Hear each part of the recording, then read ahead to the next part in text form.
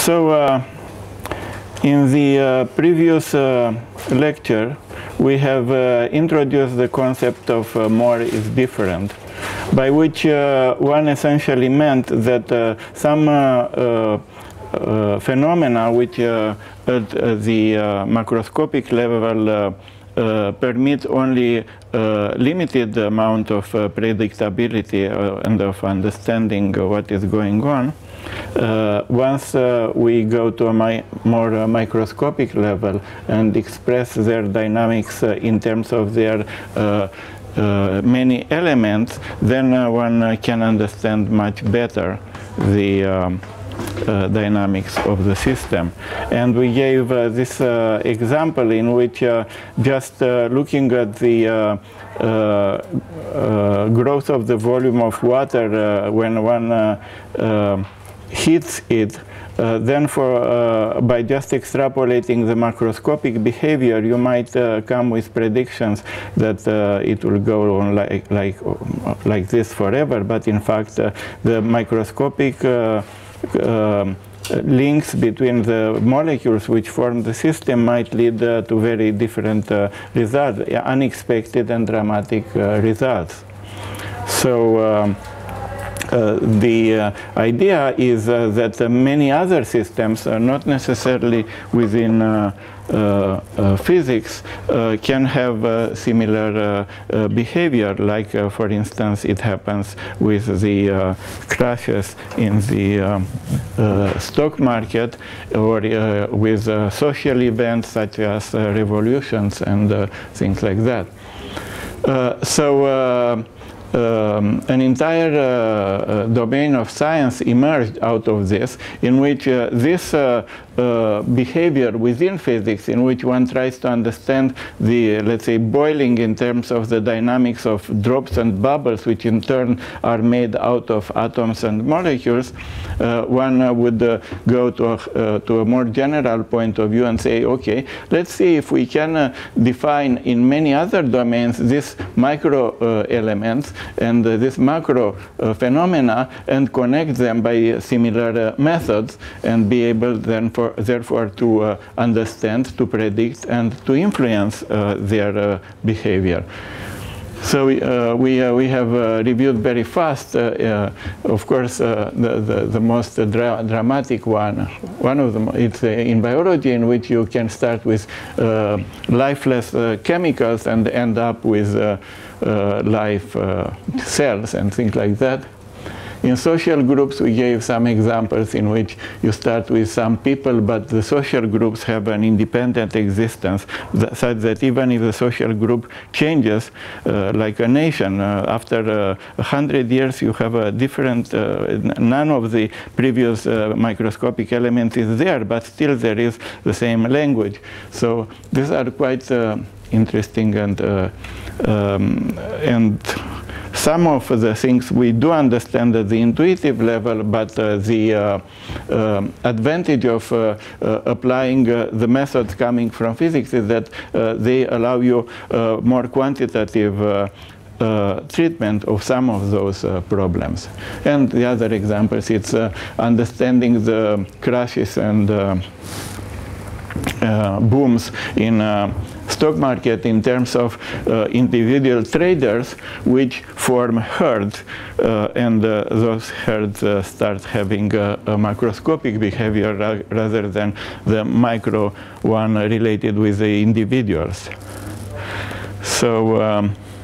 So we made the point that this leads to, until one takes care of this kind of emergent phenomena which connect the basic element of one science with the microscopic element which typically belong to another science, one has this kind of boundaries between the sciences, and this effort was maybe difficult to make in the past, but nowadays it is possible, and the methods which I'm describing here are likely to help us in this. So the paradigm is to have this, to define, to try to model those systems in terms of their microscopic elements, in terms of the interactions between the microscopic elements, and trying to understand how these interactions can lead to the emergence of macroscopic phenomena and macroscopic collective objects. Many of these collective objects have emergent properties which the individuals do not have, like adaptability. They have an identity of themselves, as I explained before. We reviewed some of the examples, and I think that we were at the we left essentially at this example, in which the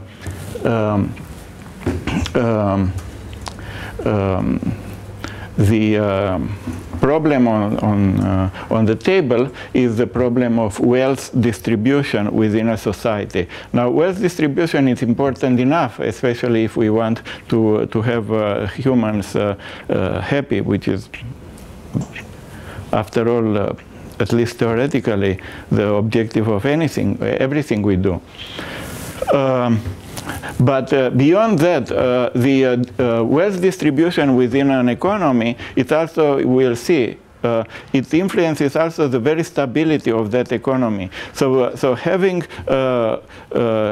a fair distribution of wealth is not only an interest of the humans involved in a society, but of the capital itself. Otherwise, the entire capital market is endangered. And we will see it. It will take a little bit of mathematical formalism. In the meantime, I remind you what this graph is, but let me see, maybe I have some better some explanation. No. I don't. I have on the second part of the lecture, after I make this review of the different examples, we will study this example in more detail. We will see that the emergence of this kind of ordered way in which wealth is distributed is related with the way in a simple way with how transactions exist in general, and at a level that it can be explained quite simply. And we also see how this affects the stability of the system.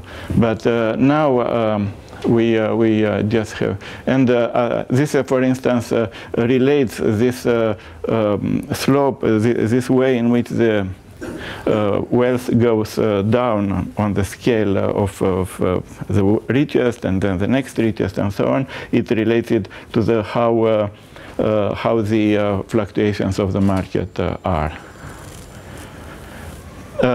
Some other examples of works, and I'm giving it not because most of them I will not follow in this course, but I want to make the point that these methods in which which are all related with more is different, with this going a little bit deeper than the surface, than the macroscopic objects, collective objects which we see, and see what are they made of and what they make them behave in this complex way, and sometimes finding that very simple assumptions about their components can lead to understand perfectly this complex behavior as actually a rather simple behavior.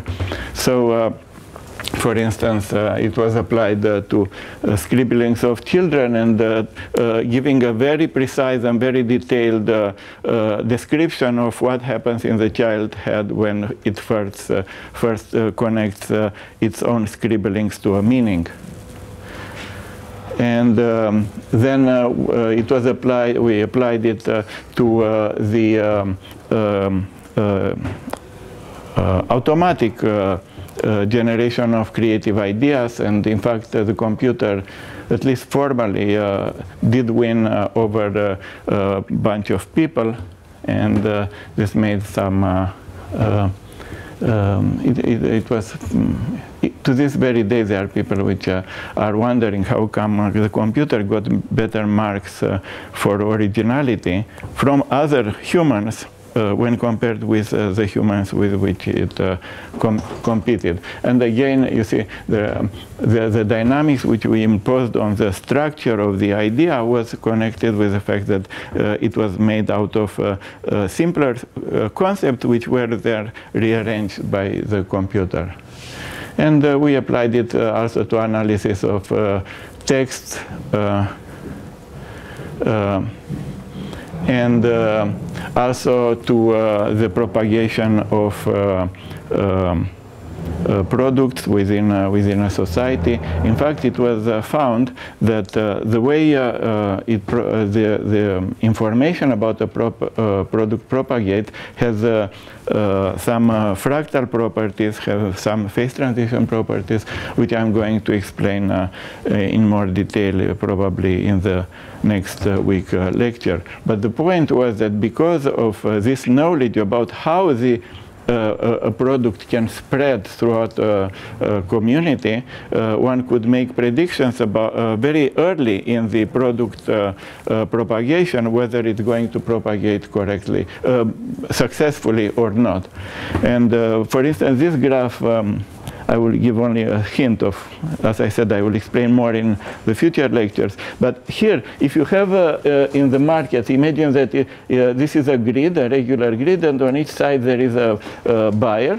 And if 55% are potential buyers, and they are transmitting to, whenever they buy, their neighbors are exposed to the product, then you get only this amount of people. If you start from here, somebody buying, you get a rather small amount of buyers, potential buyers being reached by the product. However, if you just increase by 5% their density, then this entire area is conquered. So there are quite strong nonlinear effects in once you think about a market not as about one object, but as about a multitude of individuals which are interacting among themselves, they are transmitting information among themselves, and therefore instead of a linear effect, you have essentially that up to a certain point there is essentially no sales, and then there is a very dramatic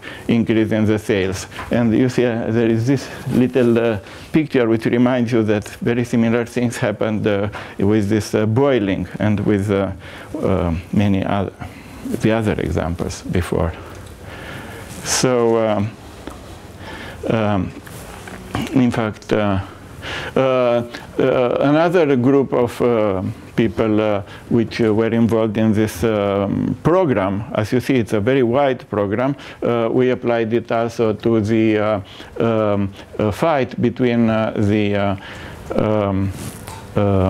AIDS viruses and the immune system, and there was pretty good explanation of some features which were until then less understood. They were known, but not less understood. We also studied a very interesting phenomenon which is happens exactly on this line. This campus is exactly at the border between the desert and the Mediterranean climate, and every year, depending on the rain, and this year probably it doesn't happen, but if there is rain, then there is about 20 miles that this line moves, and the way it moves, it's again not like a uniform movement of a continuous line which just moves towards east, but rather, as you see here, in terms of patches, in terms of collective objects of plants which are reinforcing one another by their presence there, and they are causing this transformation of this territory from desert to Mediterranean like vegetation. And when it goes back, it's again, the way it goes is not that, you know, slowly the territories which are next to this line become desert, but rather again by some kind of collective object which are formed by the plants and which are developing with, themselves as objects. So we have three levels, in fact. There is the level of the individual plant, and then there is the level of these collective bushes, or sometimes even larger communities of plants, and there is the level of the entire system. And you cannot understand the behavior of the entire system if you do not understand, if you do not go to this microscopic expression. And by the way, this it's not only about understanding; it's also about intervention. For instance. There is some irreversible effect. So at some point, without intervention, you might be in the situation that it's very difficult to reverse. We also had interest in applying this to the dynamics of high tech in Israel. You know, this problem of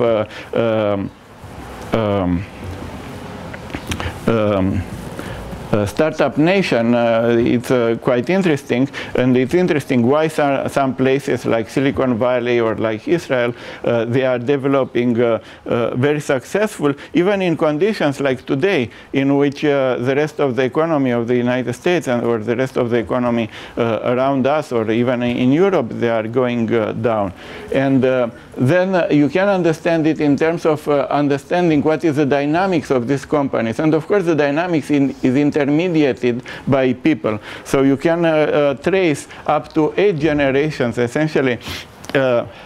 It turned out that one of the best things which could happen to this country was that very, very many years ago, I don't know if it is 30 or more, or maybe a little bit less, one big state company was essentially disbanded, or at least reduced very dramatically. I think it was Telrad. And the people, the good people which were there, and otherwise they would have stayed there on fixed salary forever, they were now on their own. And they made the first high-tech companies, and after that, well, you can follow for it's already 8 generations of, not of people, of course, but of companies which created people, which created companies, which you can follow on this kind of network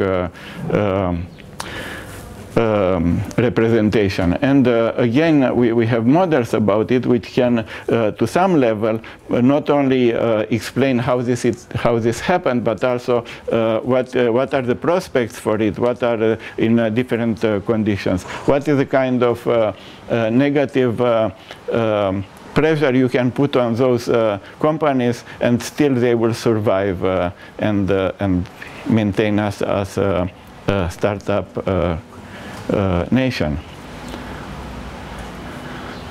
So this is the last slide. Maybe I gave, because I put, because in our mind, in my mind and my co-workers, all these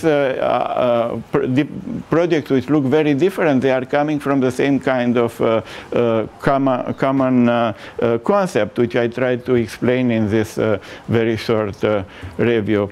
But we are still not at the level that we want to impose it like some kind of doctrina. It is more like a common language to different disciplines which can discuss one another in terms of these elementary objects, let's call them agents, and in terms of their emergent collective objects which they form spontaneously, and in terms of the kind of phase transitions, very, very sharp transitions from one regime on another, which this kind of self-organization leads to.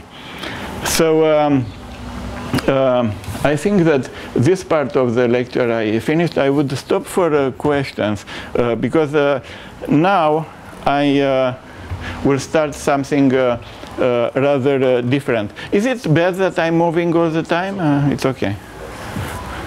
So as I said, I'm very much interested in you interrupting me, and until now it was optional, but now I'm going to make one of the most mathematical parts of the course. I intentionally started from the beginning such that it will not be a feeling that I'm inducing some illusions and then I'm disappointing you. So please ask questions now, and please ask questions every moment that you do not understand what I'm speaking in the next sequence of slides. Are there questions? Okay, so let me load the other slides. So,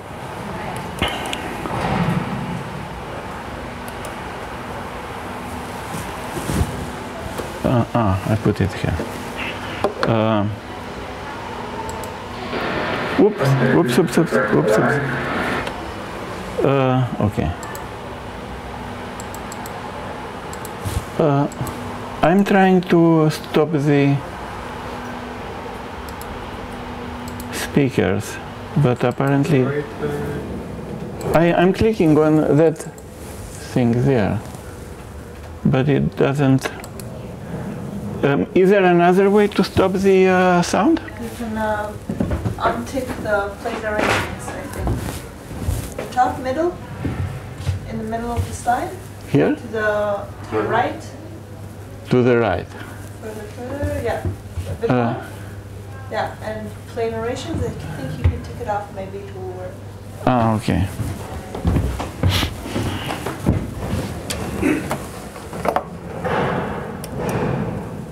And also I'm not using, okay. Top one, though. Okay. Okay. So the subject which I'm going to speak now is just a second.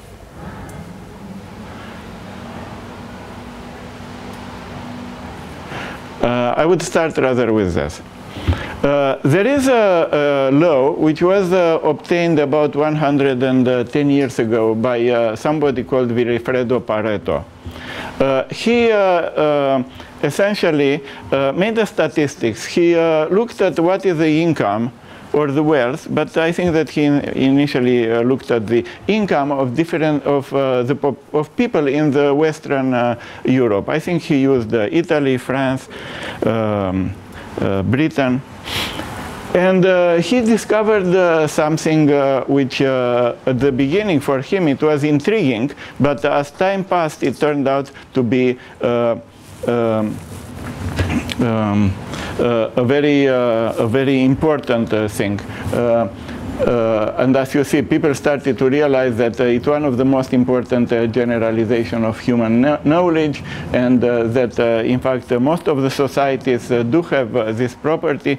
This property is that if you ask how many people have more than, let's say, 100 pounds, how many have more than 1,000, how many they have more than 1 million, then there is a certain function, of course, which characterizes it. Now, this function, he found that it's universal. It's a power law. It's a power law with an exponent which is more or less minus 2.4. So if you ask how many people have 2,000 and how many have 200,000, the ratio between these two populations will be 100 to the power minus 2.4. Okay? I'm going to rub it in a lot. I'm going to speak a lot about this. But at the beginning, it was, as I said, for him, it was a curiosity. Of course, it also says something about the society, the capitalist society, which was already existing in the Western Europe. But after that, it was found, so mathematically speaking, essentially it says that the probability that somebody has a certain wealth larger than x, it's x to the power minus alpha. And I think that even if now you have some difficulties to identify with exponents, you'll see that they will appear much naturally when we try to understand. Yes? So it's equal to x in the power of minus alpha? If you ask how many they are equal to x, then or approximately equal, because nobody has exactly 2,000. There are 2,001. Then you get some power. If you ask how many they have that or more, then there is a different power, and you can show essentially one of them is the derivative of the other, and because of this one it's just 1 plus alpha.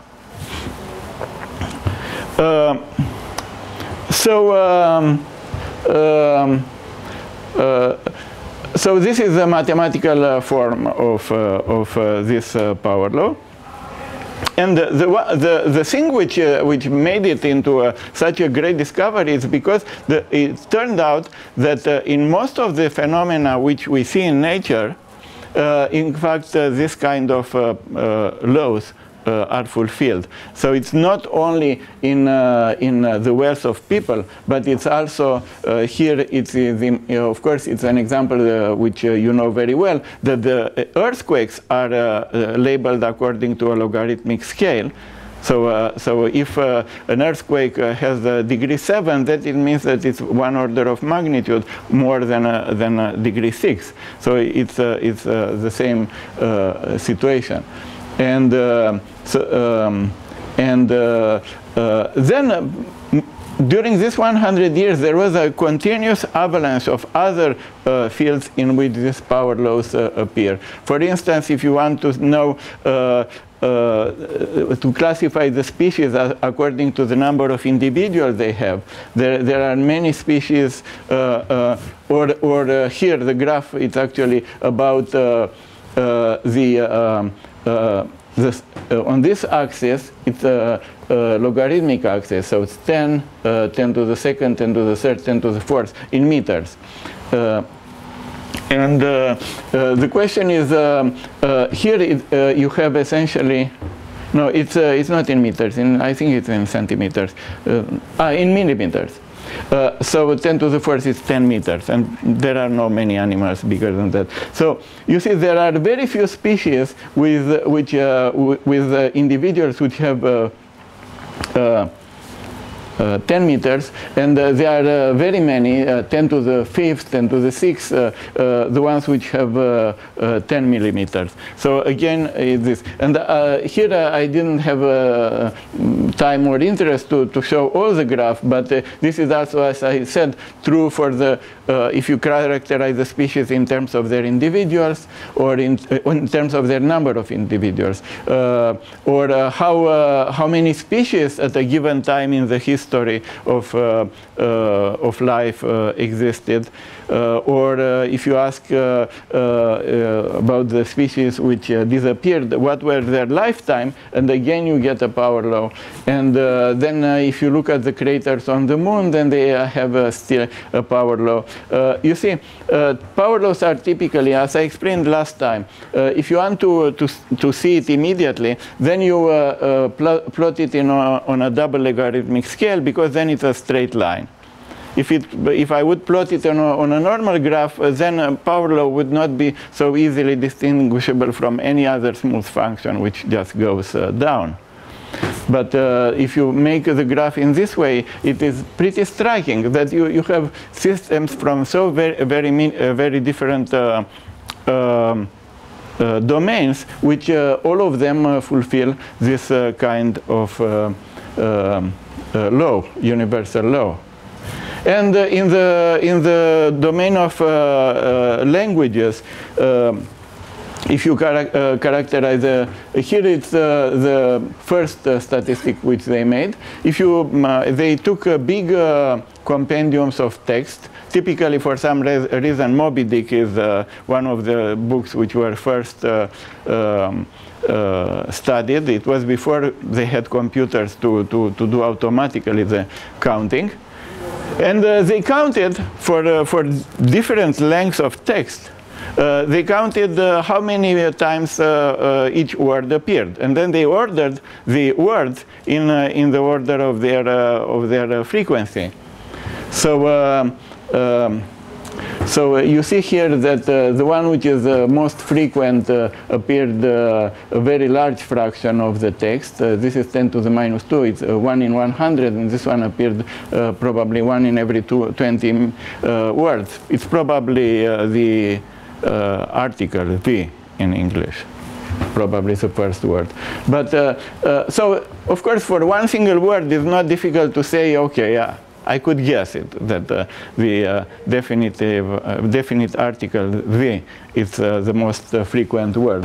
But for the others, the fact that they are falling for orders of magnitude on this kind of straight line, this kind of power law, it was pretty surprising. And then you can extend it to other fields in literature. Like you can ask about the number of speakers of a language, and again you will find that there are a few languages with extremely many speakers, and then they go down. And of course, by definition, there will be few which are very large and many which are very small. But it's not by definition that you have this kind of power law. It could have been exponential, for instance. Yes.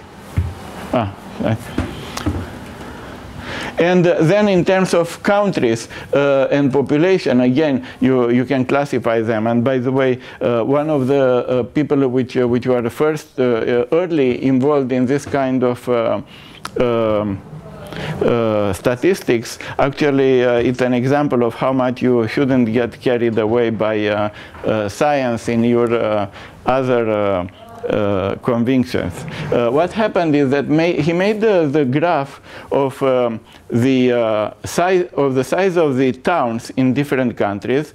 Okay, so how many towns in, let's say, Austria have more than 1 million people? How many they have more than 100,000 people, and so on. So he made this graph.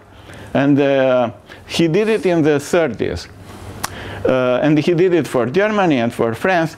And there were two countries which didn't fit very well the graph. It was Austria, because it was after the First World War, and Austria became a very small country, but Vienna remained a very large city, as it was when it was capital of a very large empire. On the other hand, Germany was for very many years separated until the end of the 19th century. So Berlin wasn't that much. So both these countries didn't fit this law. So he said, but if they join together, then they would fit. So he was very much for the Anschluss. And of course, this is pretty idiotic to base the support of such a problematic political move just on fitting some graph. After all, nobody says that the fact that those points fit this graph is good or bad. It's just reality.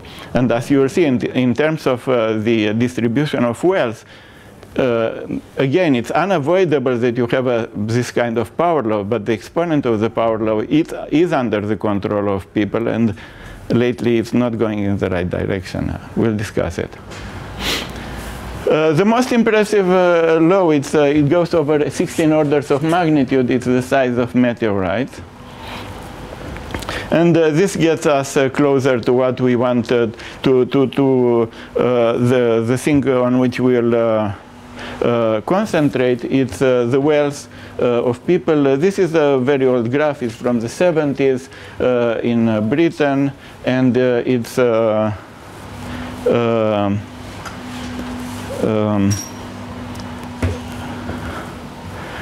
I'm trying to see if it is for the wealth or the of the income.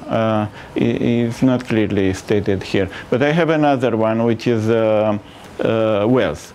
Wealth in Sweden around 65. Again, you see that if you put on a double logarithmic scale, then all the experimental points are falling very well on this. And this is again income, and it's in Britain because it's in pounds. And as I mentioned, this exponent, the exponent of the power law on this kind of double logarithmic scale, it's essentially the slope of the line, so we can see it almost directly on the graph. And this again answers some question which was in the previous lecture of whether this alpha this slope is related to the Gini coefficient, and it is very related to the Gini coefficient. But in terms of visually, it's very appealing to have all the graphs in terms of this Pareto laws, which allow your eyes to have a very good pattern recognition of whether it is a power law and whether it has a larger exponent or a lower exponent. So again, we are returning to this kind of graphs in which again, they are a little bit there are two kinds of graphs. One which asks how many people have more than one, than a certain wealth, and there is another way of putting it, just ordering the people in the order of their wealth. But of course, the two graphs are essentially connected one to another, more or less by exchanging the x-axis and the y-axis. Because if I'm putting a line here, then I can ask how many people are from here to infinity, I mean to the last, to the poorest person, and then this is a value of wealth which characterizes, which if I ask how many people have wealth less than this value, then it is all these people. And as I said, the fact that you have these power laws, you might think, okay, so it's a kind of system in which these people found a power law, but nothing happens. It stays there, more or less the same value. But that's the point, that this is not the case at all. The actual people which are appearing here, they are not appearing in the same order. Here there was Walmart, Gates, Buffett, Allen, and before that was, and after that there was Walton, Gates, Koch, Buffett, Ellison. The order can change quite a lot. It's like, we'll see in a short while, when I will start the computations, it's easier to make the computations in terms of some kind of random walks which look very much like molecules going forth and back. So the molecules in this room, they have a very precise distribution of their energies, but it is not true that the same that after I make two different experiments, the molecule which was in some place in the distribution of energies would stay in the same place. So these are systems which are changing very much, and they have only some characteristic which is preserved very dramatically throughout a quite lively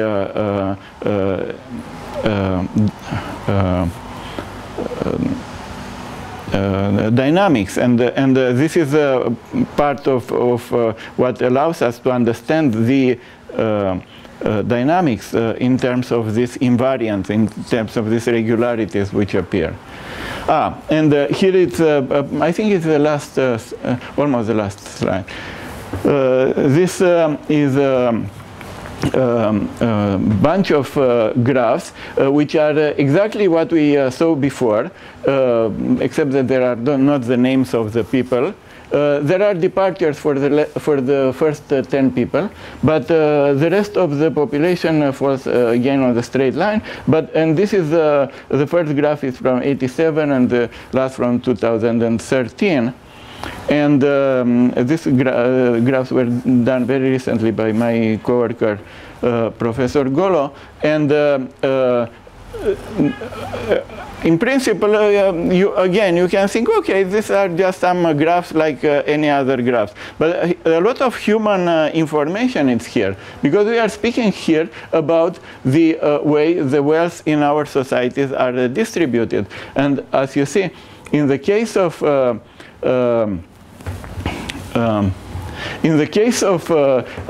'87, the richest people, of course, they were richer, but the way their wealth increased compared with the smaller ones, I mean, starting from the poorer ones and saying, okay, so I'm getting closer to Gates, even though I'm not sure whether in '87 it was Gates. The way I'm getting there, it is with a smaller slope. Nowadays, the slope is much faster. So this shows that we are in a very in a situation in which in the last 20 years or so, or less even, there was a very systematic increase in the inequality of wealth. And as you will see, once we understand how these graphs are emerging from the dynamics, we might learn what in the dynamics is leading to this kind of inequality and whether there is something we can do about it. So this is again the thing which I started with. And now I'm going to promise something about the next 3 lectures or so. So until now I told you about this Pareto law, and I gave you some quotations about how important it is considered by people from different disciplines. And there is a completely different other equation, which is called essentially the logistic equation. Some of them have heard about at least part of the logistic equation. It's the law which was postulated more than 200 years ago by Malthus. Yes? Is it also about power laws? Logistics? Well, that's the next slide. That we have found, and in fact we call the paper, solving a 100 years puzzle with a 200 years model. So they are related, but people didn't know they are related until quite recently. But it was very famous, as you see, people, very important scientific leaders from different disciplines consider this as a very important equation. I'm going to write it eventually, but meantime I can tell you in words that the important term there is the Malthus term. Please raise your hand who heard about Malthus. Okay, there are half about. Okay, so I will tell you, didn't show. In about, I think it was around the end of the 1700. There was a kind, we call him today an economist, but at that time there was no yet names really to the sciences. His name was Malthus, and he made some statistics about the population, the number of people in the Netherlands. Again, it's problematic to say Netherlands because at the time there was no real border between the Holland and the Belgium. But anyway, he checked how the population changed. And he found that the population increased, at least for the data which he had, exponentially. And he kind of got scared, and exponentially it's a very fast increasing function. And he said, especially when it comes to the Netherlands, which they have so little territory, they have to fight for every centimeter there for getting it from the sea. So he said, look, we are in deep trouble, people. If the population grows exponentially and the resources go, let's say, linearly, then at some stage there will be no enough resources. So he was the first which put on the table this property of humans, but which also it is true for very many other things, that they multiply themselves, and therefore at least if there is not something to stop it, they would increase exponentially. The same thing you saw on the graph of the stock market before the crash. You remember the one which I made an analogy to the boiling. It grows exponentially and then it crashes. So so this kind of property, which I will often call it autocatalyticity, because it's something which supports itself, which perpetuates itself. This is true not only for humans, of course, not only for living things, but for almost anything.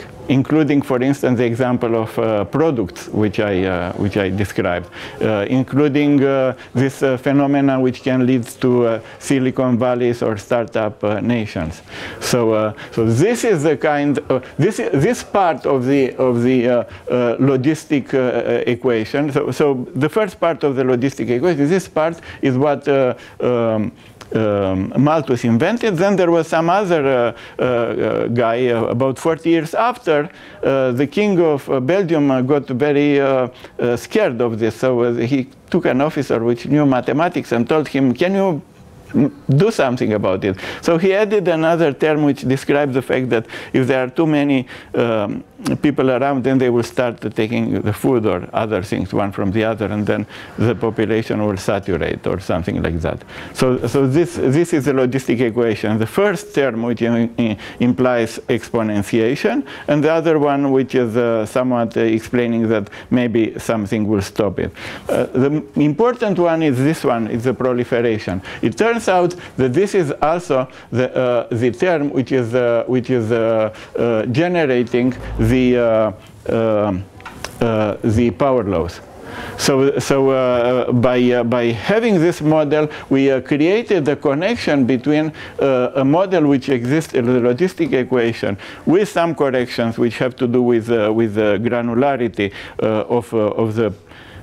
with the fact that the system is made out of more is different. So maybe I shouldn't have divided the screen in two, but rather in three, because this saying of Phil Anderson, more is different, is also included in this equation in order to get this prediction that you get power laws, and you get many other results which we'll discuss.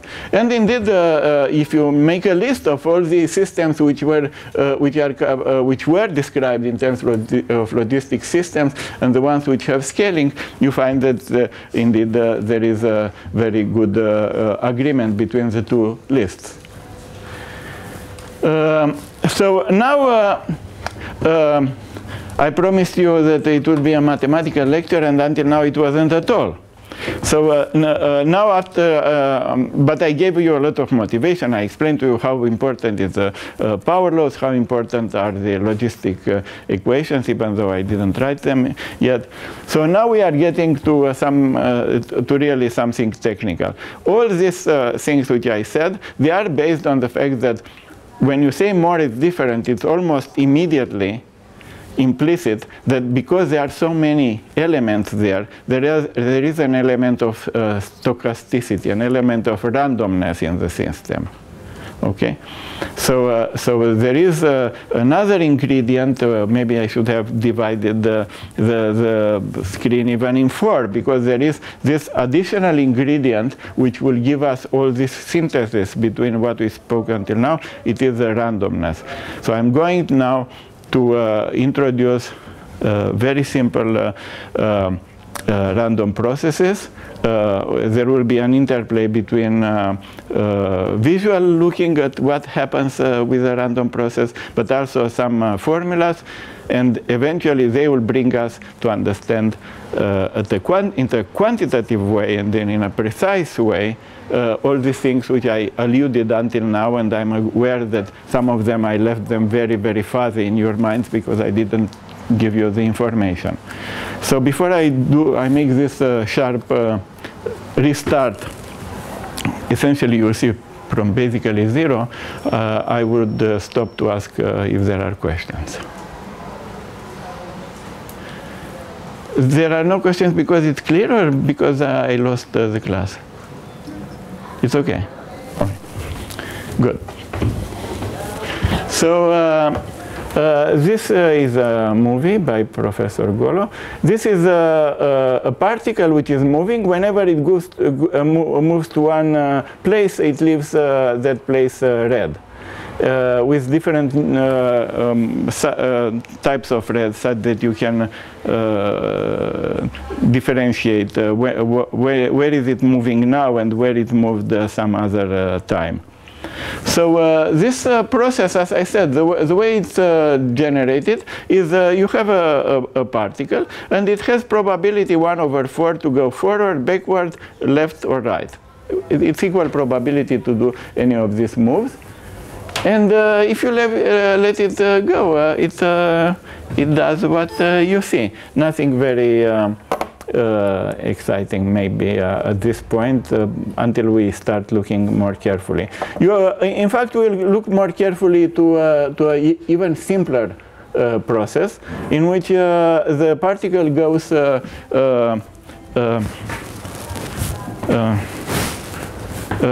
up and down on this. So this is a space, and this is time, and the particle. Oops. I think I have to click there in order that work. So you have seen this kind of graph, I guess, many times. It can go up or down with equal probability, and it has this kind of shape. Nothing really deep in it, but this is the main ingredient in getting all these wonderful things which I told you before. So in a sense, the very motivation of giving such a course is the fact that such simple mathematics which is involved with this kind of system can lead us to understand those kind of fundamental laws which were considered for 100 years or 200 years as something very interesting, puzzling, important, but difficult to understand.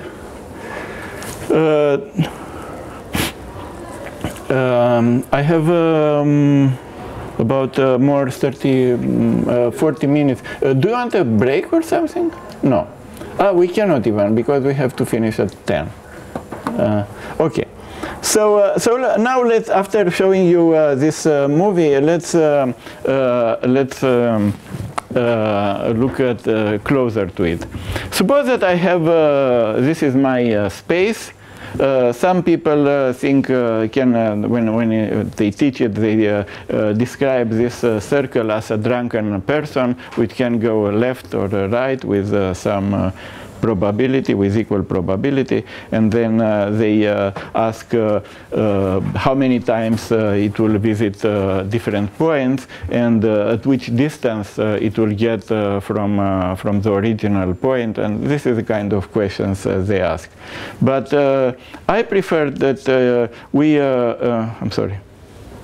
That in this lecture, I will prefer to think in terms of the wealth of a person. So imagine that for the moment, a very unrealistic thing, but we are going to correct it in a very significant way. But imagine that this is a person, and this is how many shekels it has in the pocket, and now suppose that it goes around, and everything which it meets either costs 1 shekel or they pay him 1 shekel.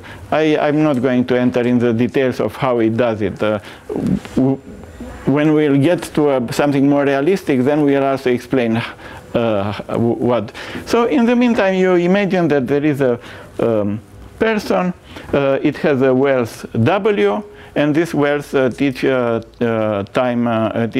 slice of time, unit time, can either increase by 1 or decrease by 1 with certain probabilities.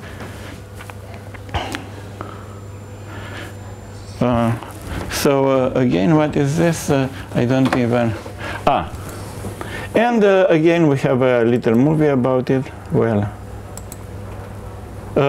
These are already, until now we had animation about one single trajectory. Now the animation is about something else. The trajectory, I take it already as given, and now I'm adding more and more trajectories, which are the result of different realizations of the same process. So you see that they have some tendency of concentrated around 0, and there are significant departures, but they get rare and rarer as the distance from 0 gets there. So I guess you have seen it in your, yes, you were exposed to this kind of thing. So now we are going to really, as I said, now we are really getting to some mathematical thing.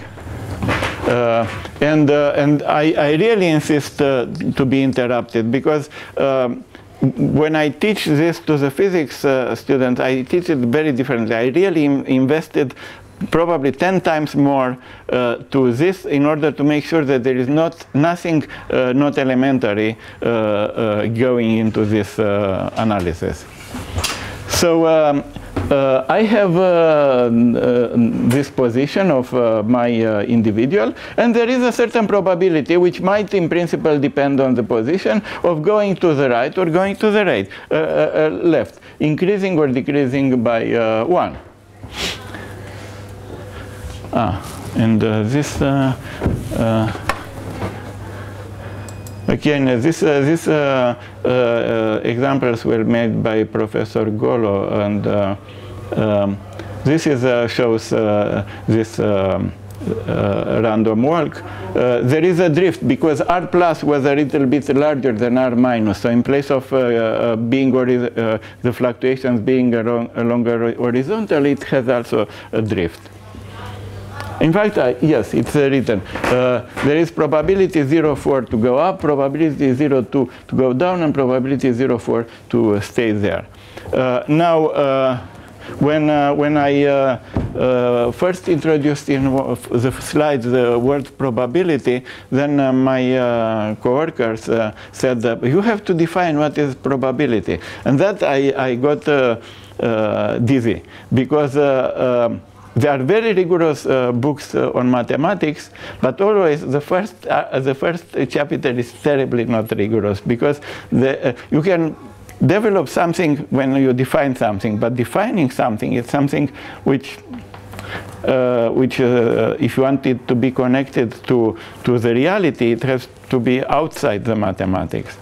So the way probability can be introduced, there are at least 3 ways that I can think on the spot, which are very different. One is that you take, let's say, 100 balls, some of them black, some of them white, and you ask how many, and suppose there are 30 blacks and 70 white, then you say, okay, so the probability of a ball to be in that box to be black, it's 30 over 100. But it's something which is essentially, it's the same thing like saying that there are 30 balls out of 100. There is another way to speak about probability. It's saying, look, all these molecules in the air, they, if I would know from the beginning what were their initial position and their velocity, their speeds, then I would be able to compute everything in the future. But I don't know. I cannot measure every molecule independently. Even if I would do that, I would disturb them anyway. So even though the reality is causal and it doesn't have any probability, in terms of my lack of knowledge, it's in terms of probability. Okay? I can give a better example. Suppose that you have an exam, and now you didn't get yet the marks, but you got a histogram of the marks. Then you can estimate, in principle, what is the probability that you have 70 or 80. But in a sense, it's quite absurd, because to use the word probability, because already the mark has been fixed. It's either that or not. And of course, there is another way to think about probability, and saying that, okay, the rules of, I don't know, quantum mechanics, things like that, are statistical, and then even God doesn't know what's going to be next time step, and therefore probability is a very fundamental thing. In these lectures, I'm going to avoid, in fact, maybe I shouldn't have even lost the time it took only 3 minutes, to even give you all these alternatives. The way we think here, it's about these realizations. I had one ball at the beginning was going forth and back, and then I said, okay, I can have 100 realizations of it, and there were all these different realizations, and now I can count how many of them are in between 0 and 0.1, how many they are between 0 and 20, and then I don't have to speak about probability, but about the number of realization or fractions of realizations of the process which have a certain property. Yes? But technically, the number of realizations would represent the probability? Okay, that's exactly the point. Theoretically, if I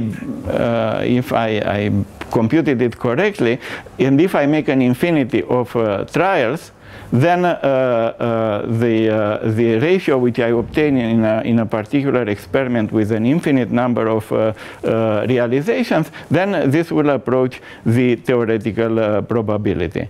And again, when everything you say in this, it opens a Pandora box, because then it says, okay, but since I cannot do an infinity, then what does that number means, and things like that. So because of this, when I use the term probability, I really mean the fraction of realizations which have a certain property.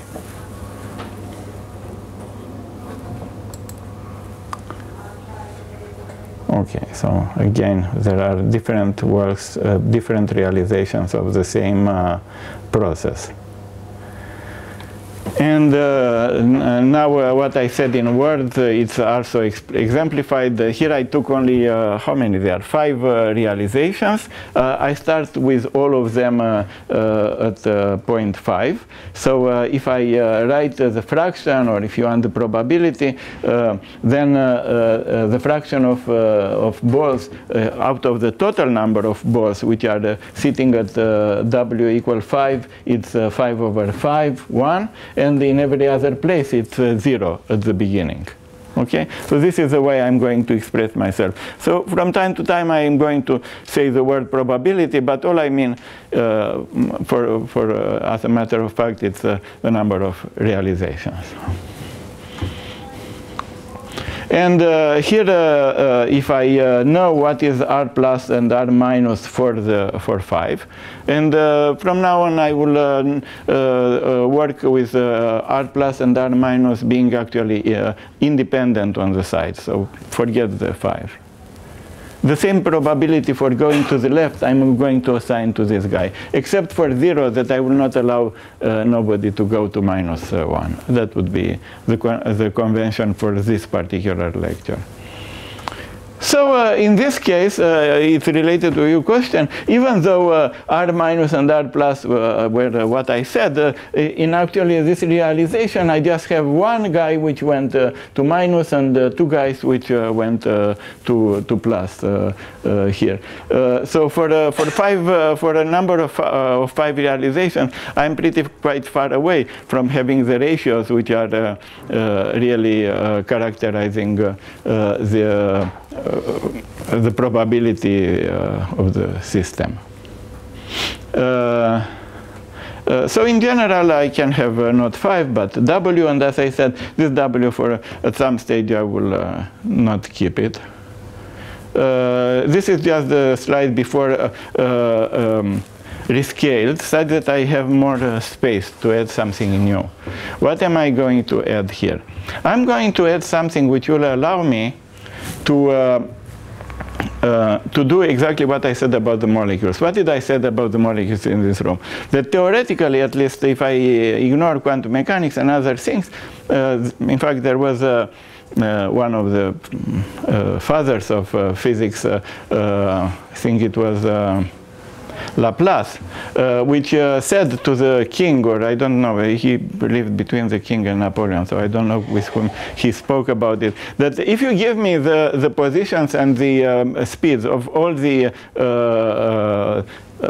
pieces of matter in the universe at a given time, I know now what is going to happen with them in the future. And I think that even the king or Napoleon asked him, so what God does about, I mean, where is God in this? And he said, I don't need this hypothesis. So So now we are going to do the same here. So I'm going to try to write an equation which allows me to predict what is the number of realizations which are at the value 5 at the time t plus 1 if somebody gives me the number of realizations for everybody at the time t.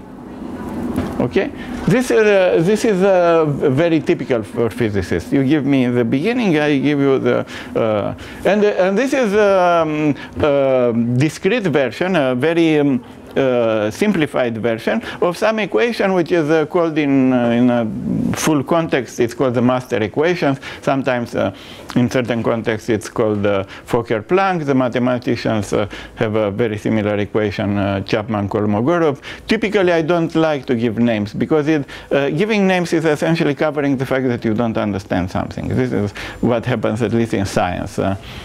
When you really understand something, you don't need jargon anymore. But just in order that you know that what we are doing here, it's a little exercise, but it stands for something which sometimes takes half of a semester to teach in more complicated version. So how would I compute of P of W and T plus 1 if I'm given P of W and T for the W's? Well, there is only one thing which is missing in order to do that, is the fact that I have to take into account not only all these realizations which I'm losing from this collection here because they are going to plus W or minus W, but also I have to remember that if there were some guys which were here and here, then some of them they are going to come to my place and increase the number of P of W that I have here. So this is all. It's as I told you, it's a very celebrated equation if you write it in a very in a full blown complication. But in this case, it took a few seconds to explain, and let us look again what it means. I'm interested in the variation of the number of guys which are sitting at the site W. Let's say I have wealth W. At times t plus 1, if I know everybody at time t. So I have first of all, of course, to know the t, and I have to know how this change took place. And as I said, there are 4 ways in which such change, 4 sources for change. One is some of the guys which are in the W deciding with probability r minus to go to W minus 1. And then it's not sitting anymore at W, it's disappeared for me. So this is why it's with minus. It's this arrow. This product represents this arrow. The number of guys which were at W, and each of them had a probability R minus to go to the left, and therefore their total number or their total fraction of how many they were before are to be subtracted. It's clear? Then there are the ones which are going to the right. Again, both of them, the ones which go to the right and go to the right and go to the left, they are appearing with minus. They are getting out of my place. And there are the guys which are coming in. They are coming with plus. They are the guys which were until now sitting at W minus 1 and got a plus. And the guys which were sitting at W plus 1 and got a minus. And this is it. And as you see, very explicitly, all these guys are P's at time t. And therefore, if I computed them from t minus 1 before, now I'm able to continue this infinite change of computations and know what the system does, at least in terms of probabilities. From now to eternity. So this is the equation, and what kind of questions I can ask about it? If there wasn't to be a random process, then of course I would ask where is going to be this particle 2 years from now, and I would know how. But now it's a random process, so the question is not in terms of where it's going to be, but in terms of what is the probability for each value of W to be at a given time. This is the question. And even more than that, what I would, like in the case if I want eventually, maybe not in this lecture, but in the next lecture, to compute what is going to be the distribution of wealth of people in the society in the year 2015, then in a sense, I can assume that, that there was some kind of time for the system to converge to some kind of steady state, not completely, but and ask the question whether there is a distribution P of W that if I am in that distribution will stay forever, more or less like that. Typically, it will not be like this. In order to get something which is sitting like that, so to speak, I will have to make some transformation. It is sitting like that, but with some changes. Like you have seen, there was still sitting on a straight line between 1988 and 87 and 2014, but with a different slope. So I might want to do this kind of thing. So, but meantime, I'm solving, and I will show you how to do. But meantime, I'm asking, given this process, given that I give myself R plus and R minus and some arbitrary initial configuration, what would be the configuration that would, if I reach that, I never change? Of course, it's almost the same with asking if I start with that distribution, it will stay. You wanted to ask something? Well, how is it possible that a certain distribution will stay? Okay. It not always will stay, but sometimes it will stay. For instance, let me see what is this.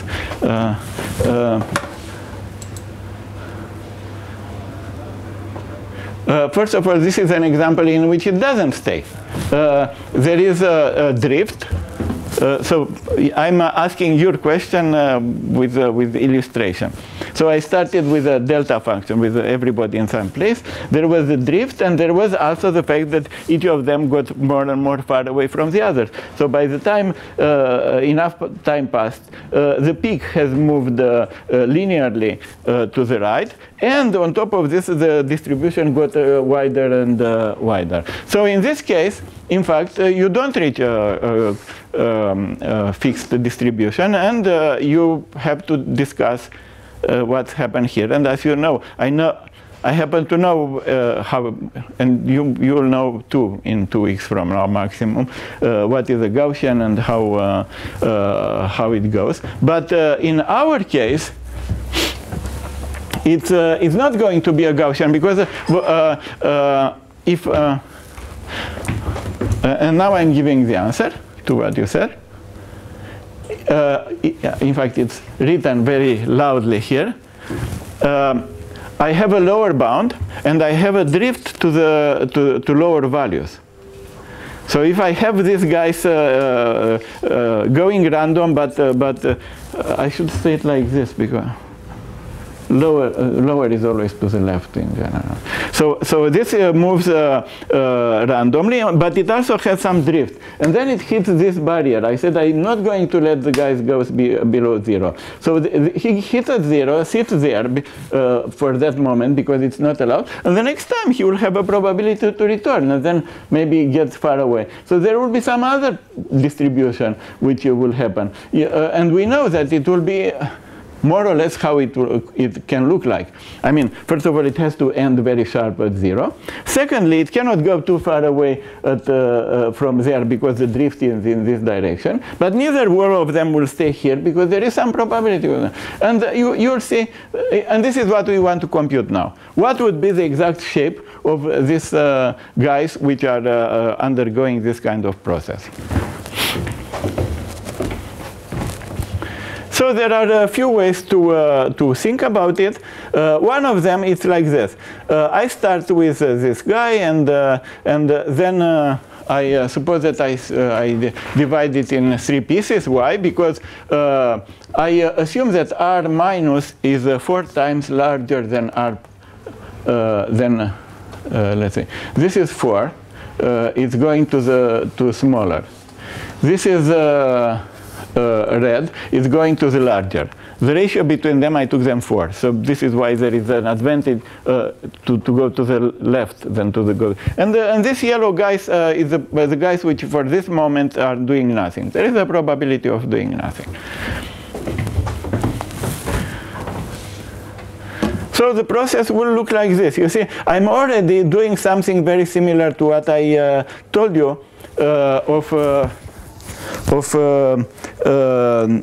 starting with the microscopic representation and now going to something which is in the middle between microscopic and macroscopic, because now these blues are a bunch of guys. It's 4 over 8. It's half of the population. This one is 1/8 of the population, and this is the rest.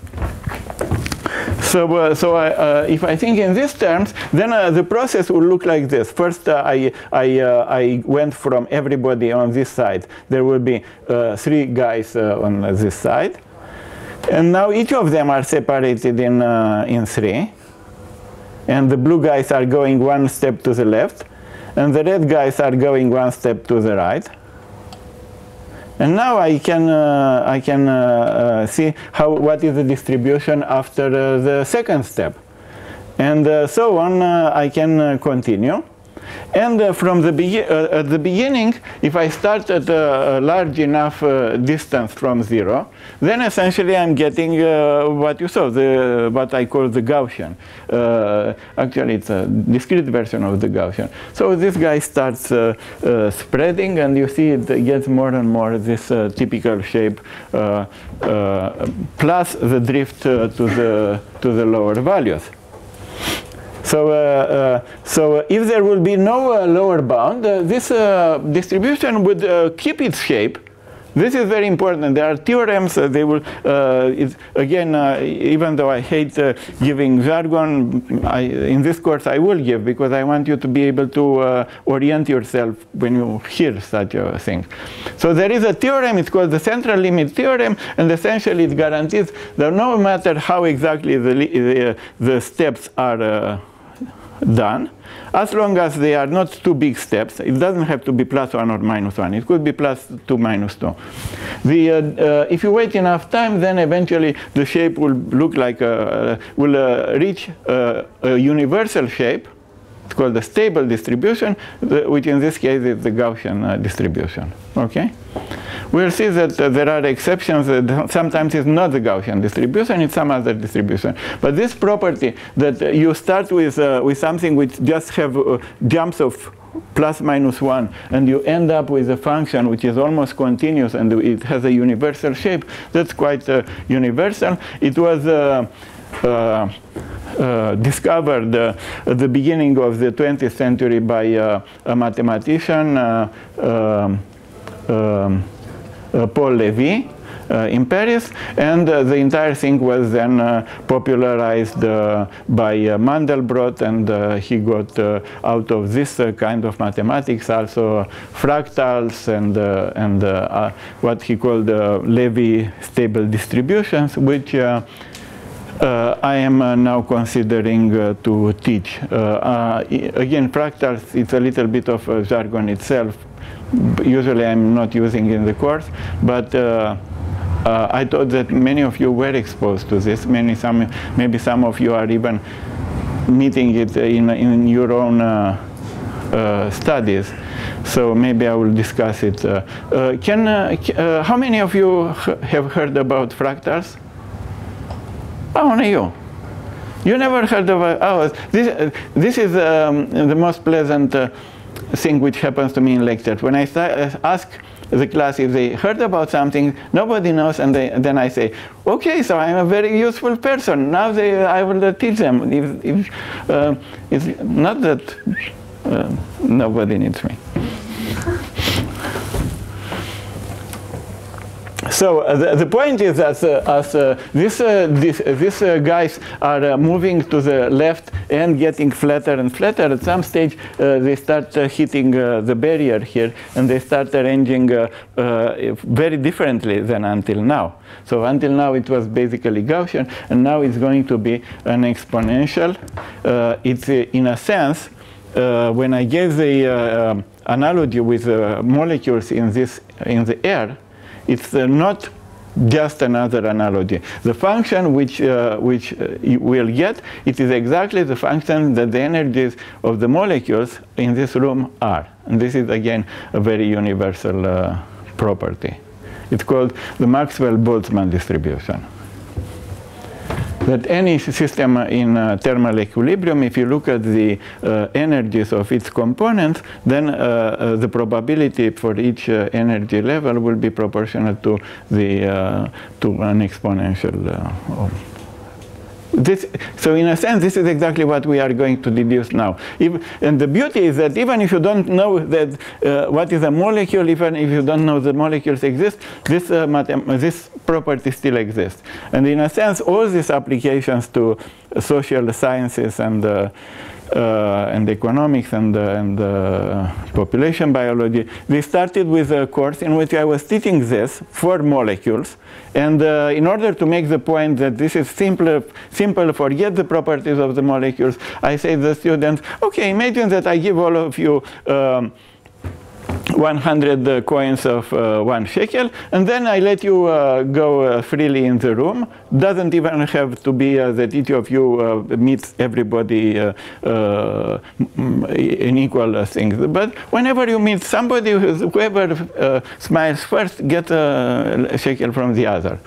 And unless the other is left with no shekels at all, and then nothing happens. They frown and they separate. And then the question is, what would be the wealth distribution among you after enough time, after you reach this stationary distribution? And it turns out to be this distribution, which is exactly the energy of the molecules in this room. And it's not by chance, because the molecules are doing exactly this. When they are meeting one another, they are exchanging one quantum of energy. And the computation was made 100 years ago by Einstein. It's only complicated to find where in the article, because complicated. But it's very simple, in fact, and this is what we are going to do here. And except that when I said this in that class, one of the students said, gee, but maybe this is good. This is true for indeed for wealth too. Maybe one can make a model of wealth. And I said, yeah. But I don't know anything about economics. Do you know? He said, no, but I know somebody which knows. So that student now is a full professor here in finance. Because it is true that the typical way you gain and lose money is not in terms of 1 unit of shekel of over 100, but it's proportional to what you already have. If you invest 100, you can lose 100, but you can gain 10 times more than somebody which invested 10 shekels. And okay, so then this mechanism is true not for the wealth, but for the logarithm of the wealth. And this, actually, I was convinced that I can do it already today, but I probably will not be able. But next time, we do exactly this. We get the Boltzmann-Maxwell exponent distribution for the molecules or for the coins. And then we get also the power law of Pareto from exactly the same mechanism, except that in place of paying and receiving 1 shekel, you pay or receive a certain fraction of what you have. That's all. So out of a sudden, you see, I didn't yet do that, but at least I brought you within 1 hour and a half from just looking at that graph of Pareto and say, oh, okay, so there was some crazy guy 100 years ago, he found some crazy rule, but I don't understand exactly what it means. And now we are very close to understand it. It's just in the fact that the way wealth is fluctuating for each of us, it's in terms of fractions of what we have. So let's go on for the minute which we have, even though now I know that not all the computation I prepared it's going to happen. But already at the level of pictures, you see that by the time you got to 100 or 200 iterations, the distribution doesn't change anymore. It's reached exactly what I promised. You see, here it was 46.4, and now it's 46.1, and this one 884. This is exactly the same, and this is only at the fourth significant, no, the third significant. So it's basically not changing anymore.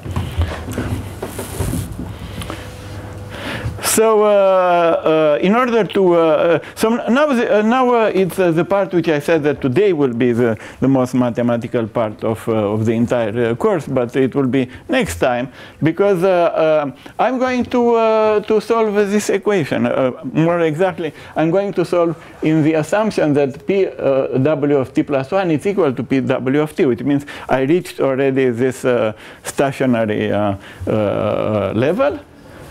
So, I'm left only with this equation, the four terms which we spoke so many times about them. The two guys which are getting me out from W, and the two guys which are getting me in the W. And I'm also assuming, as I said, that there is no dependence on W. R plus and R minus are constants, except for the last guy at 0, in which R minus doesn't exist. And also R plus of the minus 1 doesn't exist. I'm not accepting anything from there. So except for that, this is the equation. So I have many equations like this. For each W, I have another equation, of course. Yes? For each W. Suppose that W is 100.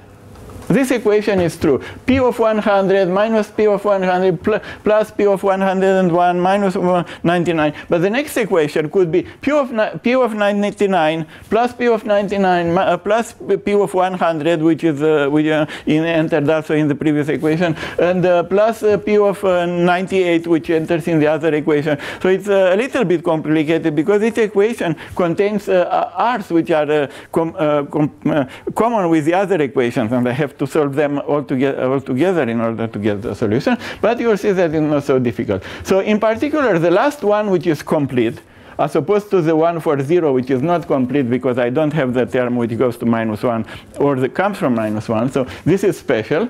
All the others are essentially having the same structure, and in particular, the one for W equal 1 is P of 1 R plus minus P of 1 R minus. Also this one with minus, plus P of 2 R minus, plus P of 0 R plus. So, so I have this very many equations. I have to solve all of them. But it's not so difficult, because I just wrote it again, because I don't have enough space. So I'm copying, okay?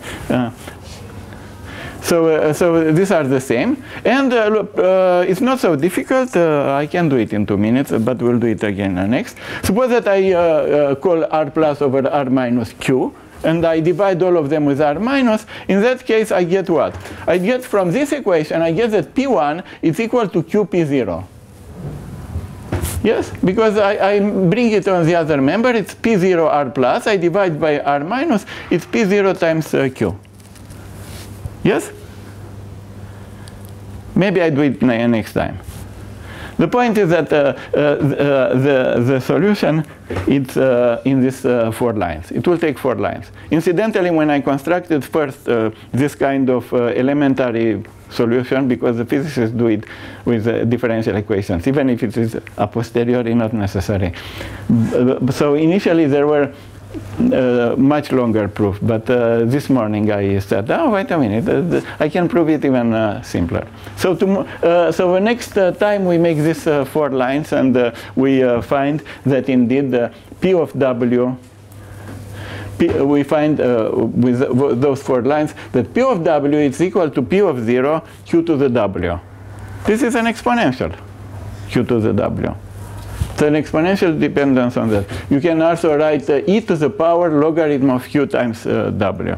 So it's the exponential, which I promised, and we'll discuss it next time. Thank you.